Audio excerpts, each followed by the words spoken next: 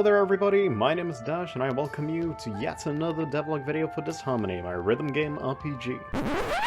Right, so this is a bit of a disaster. You see, this video is about 2 months overdue at this point. The reason for this will become a lot more apparent later on in the video, where I explain why I've been so busy lately. Thankfully, my friend Kacper has once again helped me edit this video, just like he did over a year ago now. So thank you for that, Kacper. The reason I mention this is that a lot of the information in this video is very out of date at this point. In fact, since I started making this video, I've done so much work on the game that I might as well make a whole other devlog video right after this one. Because I have a lot of stuff to talk about, but it would make this video extremely bloated, and I'm trying to keep this one as short as possible, since the last one was very, very long. So yeah, everything in this video isn't 100% accurate, take it with a grain of salt. But yeah, but with that said, let's keep going. Whoa. In today's video, I won't just be talking about the progress I've made, I'll also discuss the dreaded topic usually referred to as feature creep. Before we start, I'd just like to mention the fact that the previous video did very well, and I just want to give a big thank you to everyone who watched, liked, and commented on it. The video pushed the channel from somewhere around 32 subscribers all the way up to 40. That's pretty huge. Also, I know this is a bit late, yeah, no shit, but I wish everyone a happy 2021. Let's try and make this year better than the last, shall we? Quite a lot has happened since the last video, some major things, some minor. What isn't immediately noticeable from the gameplay is that I've finally gotten around to rewriting most of the script. Although I still need to rewrite a side quest and add a couple bonus scenes here and there. Something that's a bit easier to notice is that Ellie now has an introduction cutscene. I showed a snippet of this in a previous video, but it's far closer to being complete now. The song I wrote in the last video has been implemented as well.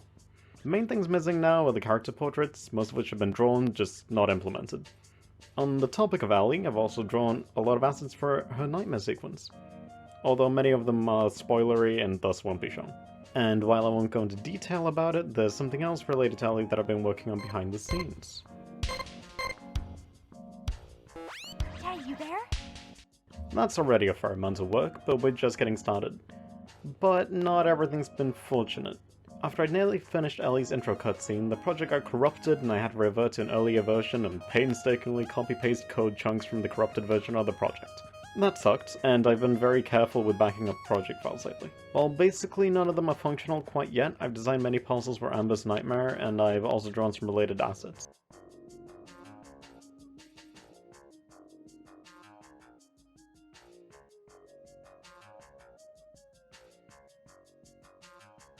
After staring at the battle screen for a good dozen or so hours of playtesting, I decided that I don't really like the look of the enemy sprites anymore, so I decided to give them a thin outline as well as the thicker white stroke around them. This makes them pop off the background a lot more. I've also implemented some juicier defeat animations involving some flashing and shaking. I put emphasis on the juice part because they were created in a program called Juice Effects. This is a neat little program I bought that allows you to add basic animation effects to your sprites and export them as sprite sheets. It's very neat. I've also been working on an equally juicy defeat sound, but I'm not sure if I'm happy with it quite yet. I forgot to mention this in the original recording, but I also changed the color palette and redesigned part of Tane Roxanne's house at the start. The original color palette was a bit of a mishmash, it had a lot of clashing colors, it just didn't look very good. I gave it a more uniform, pastel kind of look that's more similar to the palette that's actually used in Sailor. In the last video, I mentioned the fact that the game is going to have a stealth segment. Since then, I've created a camera that can spot the player, as well as a field of view indicator only visible when the player stands still.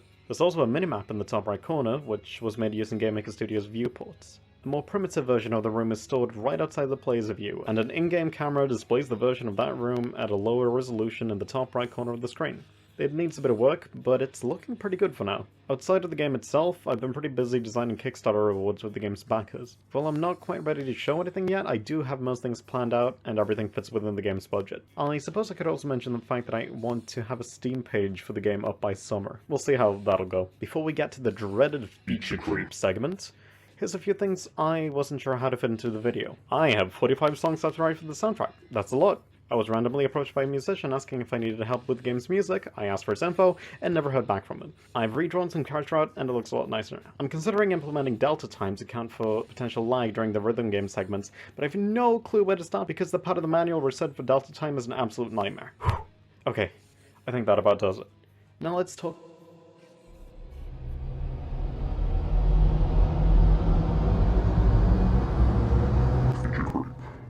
First of all, for those of you who don't know, feature creep is when a developer thinks of a billion different ideas to make the game better, but due to poor implementation and the forced nature of those ideas, all they end up doing is wasting their precious time. While Disharmony doesn't have the most amount of feature creep in the world, there's still a lot of stuff I've mentioned on this very channel, as well as some stuff I've never talked about before, that I'm going to have to cut. Here are some of those brilliant ideas. Being able to explore every house. Why? This is an RPG. I looked at Breath of the Wild for reference when I said that, but my god, that's a AAA title worked on by a team of over 100 people. For God's sake. Also, areas like Erelon have tons of buildings with hundreds of implied rooms. That would never work. Rintown, the game's planned Saturn Valley, Temmie Village, Sproutmore Village equivalent. I didn't have a lot of good ideas for it, and it would ultimately have taken up lots of valuable time. Instead, the Rin NPCs will be implemented as shopkeepers, which is far more time efficient. Overdrive, basically a ludicrously complicated mashup of star power from Guitar Hero and limit breaks from Final Fantasy. It's really not necessary and would have taken a long time to implement. The game already has solos, which are basically spells, which should add enough variety. And as a final example, possibly the worst idea I've ever had related to this project. Okay, so currently, turn order is determined in a chess-like fashion, where one side, in this case the player, always attacks first.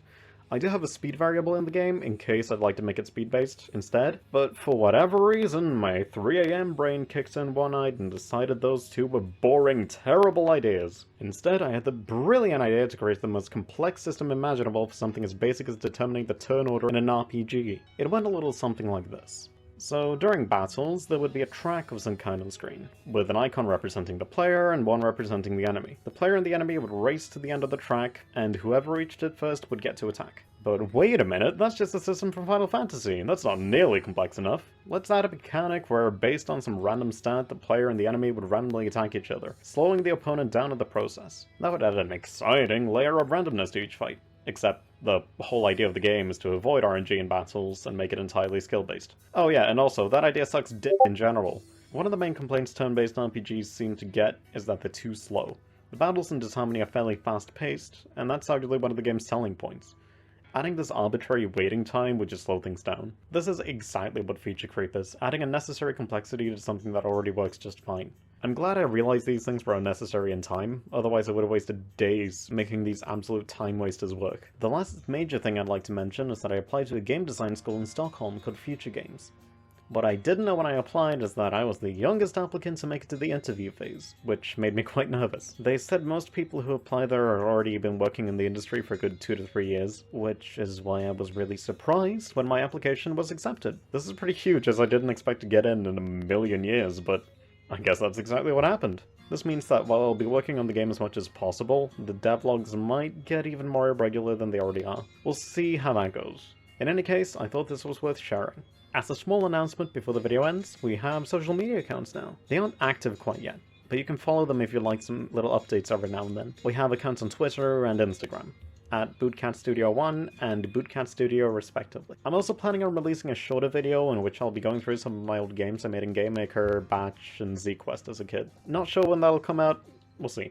I might also stream some of the game's development on Twitch, but we'll see if I'll have time for that or not. Oh yeah, I almost forgot. On December 25th of 2020, a game called Omori was released. Even though it's only been out for a little over a month, it's quickly become my most played Steam game by a long shot. The game is fantastic, I can wholeheartedly recommend it, but there's one thing about it that's been bugging me since I started playing it. God damn it, this game is similar to Disharmony. No, seriously, had it not been for the fact that Omori was in development for 6 years and the fact that it came out before my game, I would almost think parts of it were plagiarized. I can't show a lot of these things since it would spoil elements from both games, but I just have to ask, why does this keep happening? Oh well, Omori is basically everything I could have wanted Disharmony to be, so good on Omocat for finally finishing it. Especially at the level of quality it ended up possessing. If any of you are interested in Disharmony, I guess you could check out Omori. They've got tons of differences, and I would definitely say the different experiences overall, but there's a lot of crossover as well. While I was a bit discouraged at first, I now find myself more inspired than anything. Before Omori's release, I didn't have a lot of games to compare Disharmony to. Seeing how good Omori is made me want to push Disharmony just that slight bit further. I'm not treating it like some kind of contest or anything, but it helped me look at my own game in a different light, if that makes sense. I'm not sure where I'm going with this, so I'll just end the video at that. For all of you who watched the video till the end, thank you ever so much for watching, and as always, have a good day.